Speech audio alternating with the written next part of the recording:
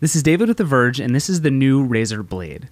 Razer's always been known for making gaming mice and gaming keyboards and crazy Windows gaming tablets like the Edge, but this time it's built an even crazier gaming laptop.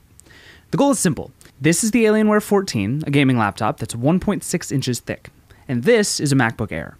Razer wants to bridge the gap between the two and then add some more on top of it. Using practically the same components as the Alienware in a thin aluminum frame, the 14-inch Razer Blade is attempting to completely merge gaming laptop and Ultrabook into one awesome machine. The craziest part is that Razer might have pulled it off. Thin laptops are always filled with compromises, but there are surprisingly few here. For instance, the fully customizable keyboard is a little bit shallow, but typing is still quick and accurate. The touchpad is really smooth, though it has some trouble with responsiveness, and it's not quite the silkiest we've seen.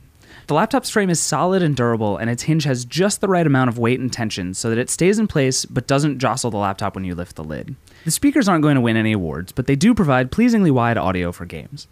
The biggest thing missing is ports. There's no SD slot and no Ethernet jack, among a bunch of other omissions. But really, if there's anything to harp on, it's the Blade's 1600 by 900 screen, which isn't quite as sharp as we'd like and has fairly poor viewing angles too.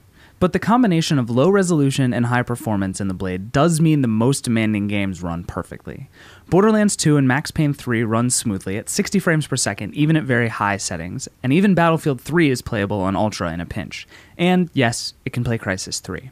The aluminum frame helps a little bit to dissipate the heat from the processors, but it also directs that heat straight to your hands and lap. The worst hit is on the back edge of the laptop, which probably won't be in direct contact with your body, but should still be avoided at all costs. Then there's the price to consider. At $1,799, the 14-inch Blade costs more than many beefier gaming laptops, and $300 more than a similarly configured Alienware 14, which comes with a much better screen anyway. And since the Blade has no space for a full hard drive, you'll have to shell out $2,000 for the version with a 256GB solid-state drive if you want to install more than a handful of games. That's way out of the reach of most Ultrabook buyers. This is still very much a gamer's laptop. But it's a gamer's laptop that's never really existed before. If you're looking for a stylish Windows computer that can fit in a messenger bag, get hours of battery life, and still play all the games you can think of, there's really no other choice out there.